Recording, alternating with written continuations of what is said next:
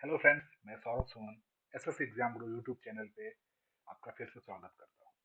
Current affairs के practice set 8 में जो डेली करंट अफेयर है, जो हर एक कॉम्पिटिटिव एग्जाम के लिए सबसे ज़्यादा जरूरी है, इसके लिए हम आपके सामने फिर से लेके आ गए हैं सभी सवाल और जवाब और उसका पूरा वर्णन।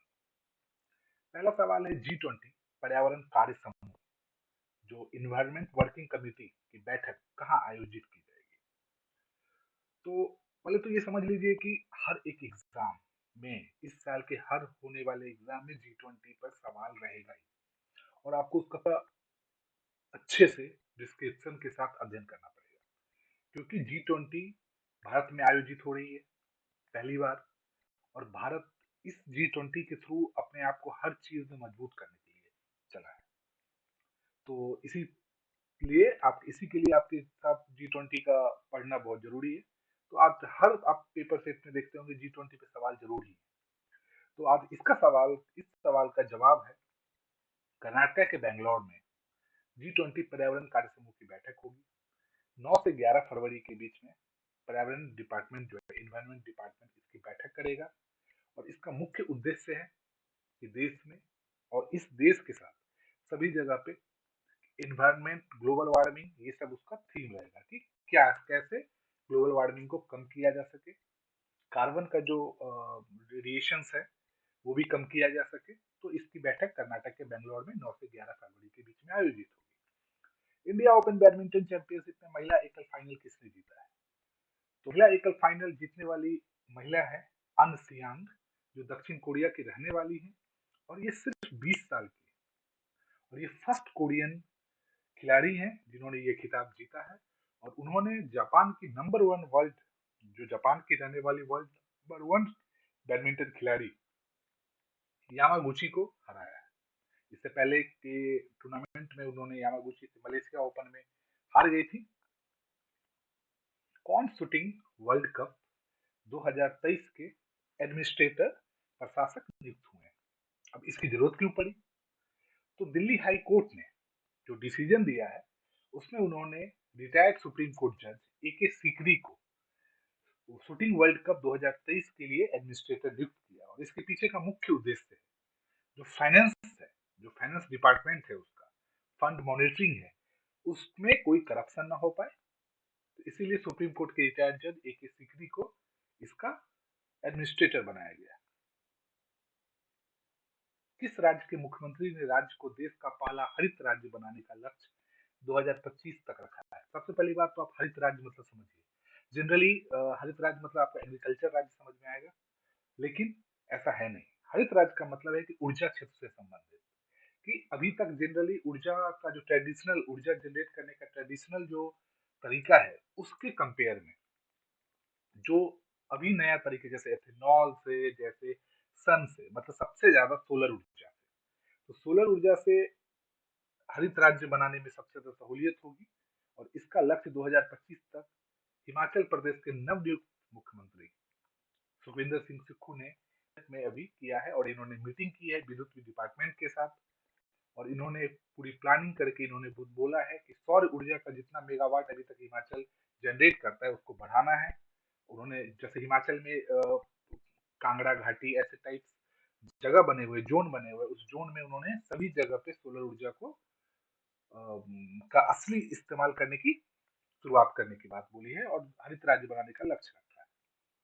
भारतीय नौसेना ने कहा एमफेक्स 2023 मेगा अभ्यास आयोजित किया। तो ये एमफेक्स 2023 भारतीय नौसेना ने भारतीय सेना और भारतीय एयरफोर्स, जो इंडियन एयरफोर्स है, इसके साथ मिलकर किया है।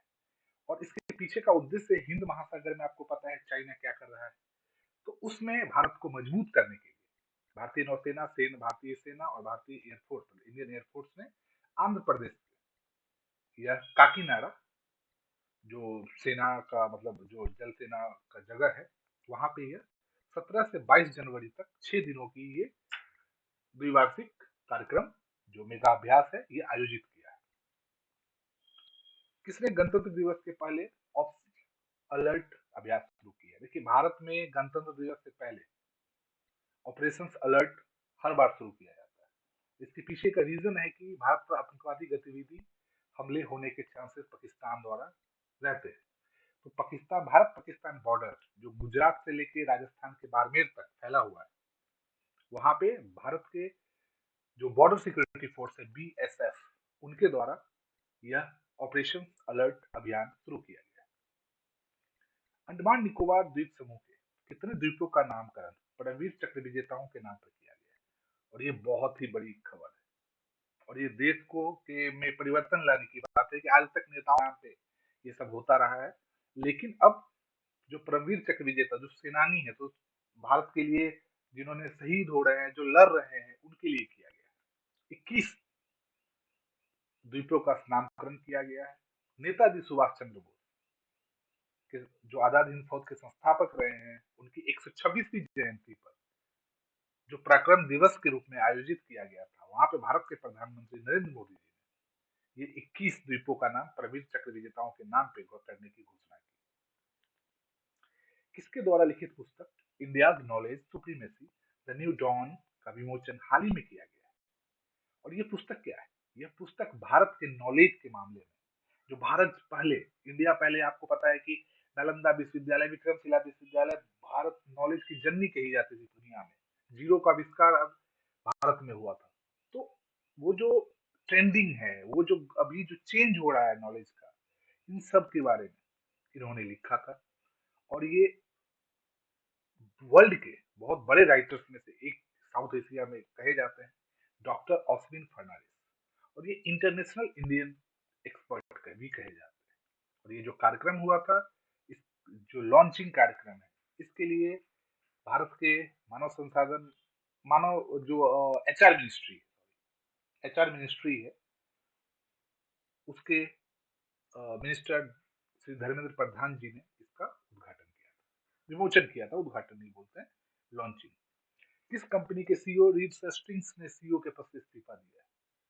तो ये जो रीड सेस्टिंग्स थे, ये को फाउंडर भी हैं, और ये भी हाल ही में प्रमोट हुए थे, और इन्हें हटाया नहीं गया है।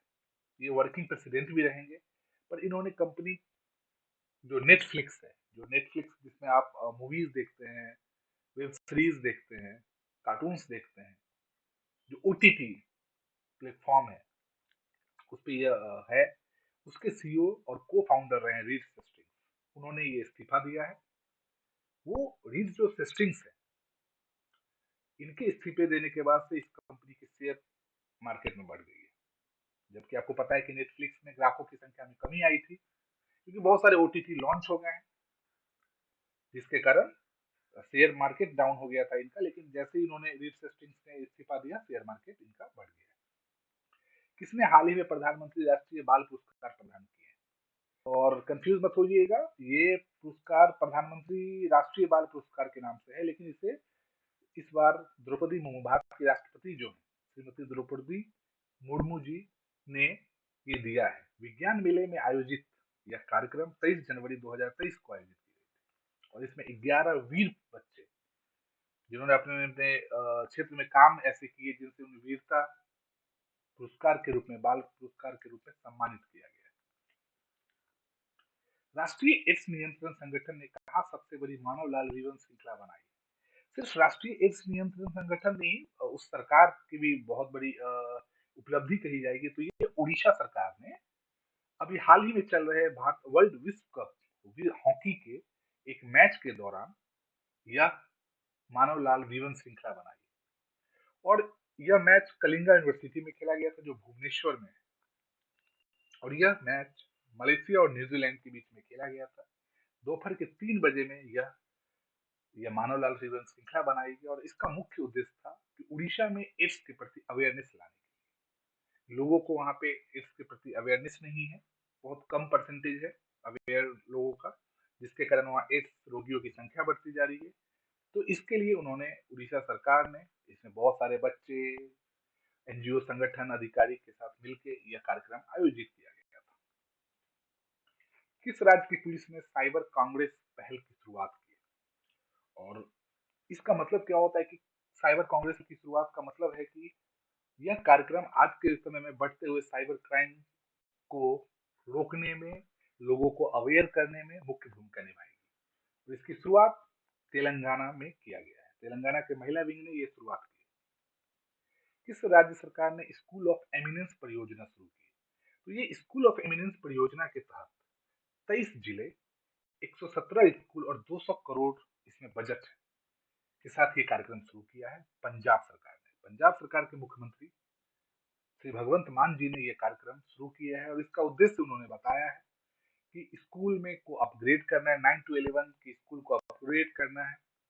साथ ही में अच्छा इंफ्रास्ट्रक्चर होना चाहिए, एडमिनिस्ट्रेशन अच्छा होना चाहिए, अच्छे टीचर होने चाहिए, टीचर को अच्छी ट्रेनिंग मिलनी चाहिए, बच्चों को अच्छी ट्रेनिंग मिलनी चाहिए, कंप्यूटर लिटरेसी रेट बढ़ाई जानी चाहिए। तो इसके लिए उन्होंने 200 करोड़ के बजट के साथ 23 जिलों में यह कार्यक्रम की शुरुआत की।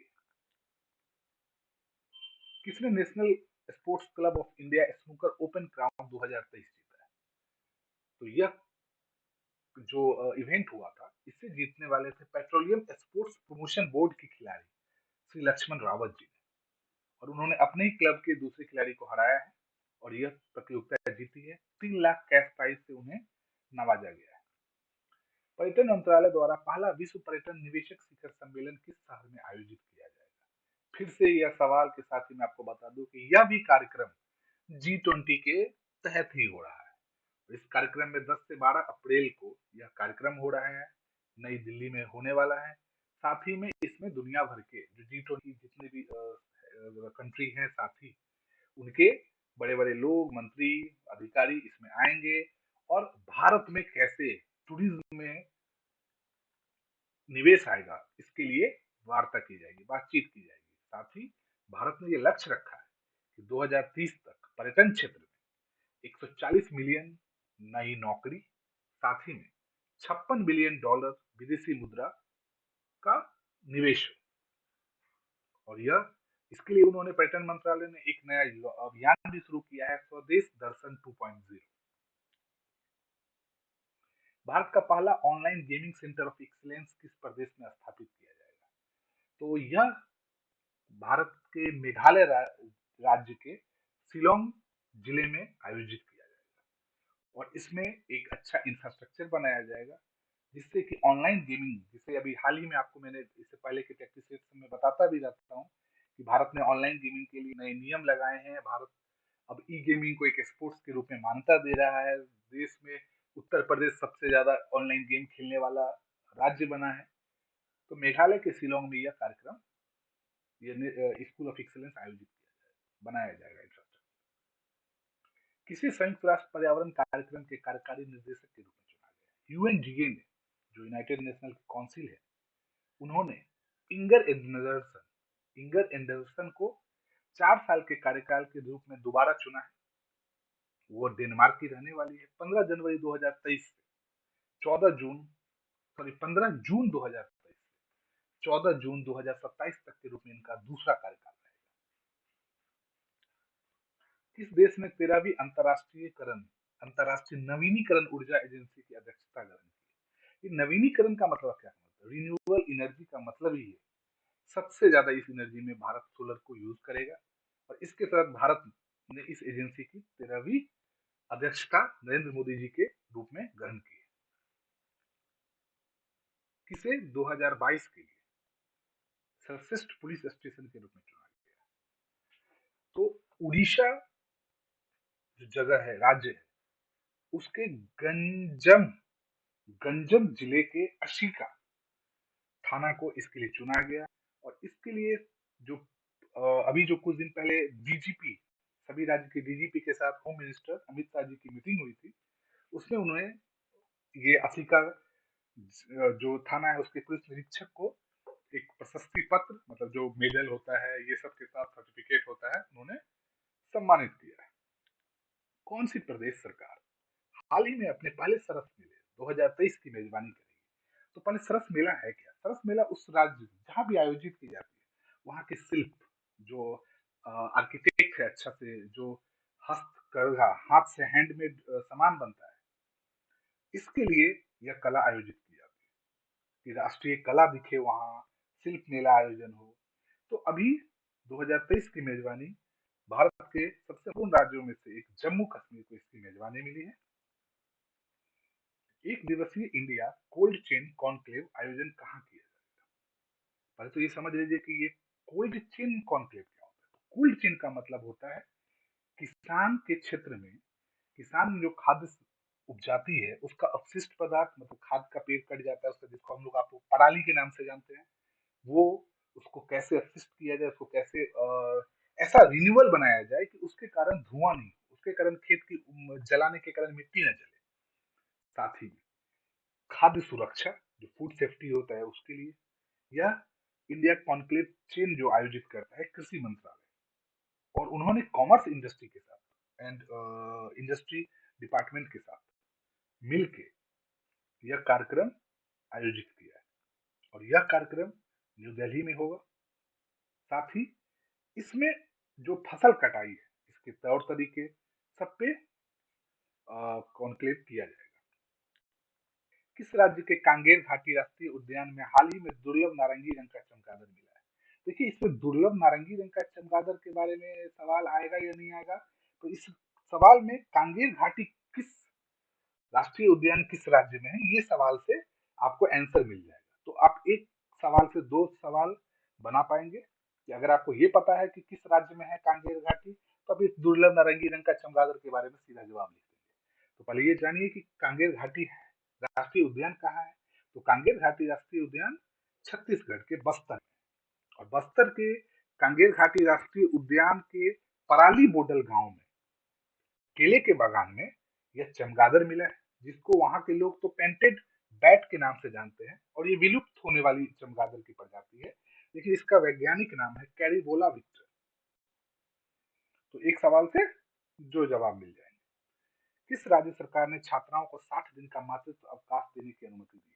तो ये 60 दिन का मातृत्व अवकाश जो है उसके साथ साथ है कि जो छात्राओं को माहवारी अवकाश है वो भी उसमें इंक्लूडेड, और इसमें यह है कि उन्हें इस डेज 60 डेज को मिला के भी सिर्फ 72% का अटेंडेंस की फुलफिल जो है अटेंडेंस उनको करना है, और यह कार्यक्रम उच्च शिक्षा में आयोजित है। छात्राओं का मतलब समझिएगा ये मत कि कम छोटे बच्चों के लिए ये चीज है, ये हायर स्टैंडर्ड की जो पढ़ाई है उसमें यह जोड़ा गया है कि इसका मकसद ये है कि शादीशुदा महिलाएं भी इसमें पार्टिसिपेट, पढ़ाई में हायर स्टडीज की पढ़ाई कर सकेगी। और केरल राज्य में यह कार्यक्रम लॉन्च किया गया है, और उस राज्य सरकार के द्वारा छात्राओं को 60 दिन की अवकाश देने की अनुमति दी गई। किसने मानवता की सेवा के लिए किसे किसे मानवता की सेवा के लिए बहरीन आईएसए पुरस्कार जीता है? तो सैंडुक रुइच, यह इन्होंने पुरस्कार जीता है, पर ये है कौन? ये नेपाल की बहुत बड़ी नेत्र रोग विशेषज्ञ, और उन्होंने बहुत सारे लोगों को क्योंकि आपको पता है कि नेत्र रोग कॉमन है, मोतियाबिंद जिसे बोलते हैं, सबसे ज्यादा मोतियाबिंद की बीमारी होती है, उसके ऑपरेशन फ्री ऑफ कॉस्ट किए। इसके लिए उन्हें सैंडुक रुइच को जी को बहरीन आईएसए पुरस्कार से नवाजा गया। भारत और कौन सा देश मैत्री पाइपलाइन डीजल की आपूर्ति करेगा? देखिए, पाइपलाइन है, इसका मतलब है भारत का पड़ोसी देश होगा। पाकिस्तान के साथ भारत के संबंध अच्छे नहीं है, अफगानिस्तान के साथ भी वैसा ही है, रूसिया के साथ भारत करेगा नहीं, श्रीलंका के साथ पाइपलाइन समुद्री रास्ते से है। तो भारत बांग्लादेश के साथ यह कार्यक्रम आयोजित कर रहा है, ये मैत्री पाइपलाइन डीजल जो है, अभी इसका ट्रायल चलेगा और जून से यह कार्यक्रम आयोजित होगा। तो इसी तरह हमारे सवालों के साथ जवाब के साथ जुड़े रहिए, और हम आपके लिए सिर्फ सवाल जवाब लेके नहीं आएंगे, ये सवाल जवाब तो आपको पीपीटी में भी मिल जाएगा, कहीं भी मिल जाएगा, तो उस सवाल जवाब के साथ उसका पूरा डिस्क्रिप्शन आपको यहीं पे मिलेगा। हमारे चैनल को लाइक एंड सब्सक्राइब करते रहिए, और कभी भी किसी भी समस्या को लेके हमें आप कमेंट करते रहिए। बहुत बहुत धन्यवाद आपका।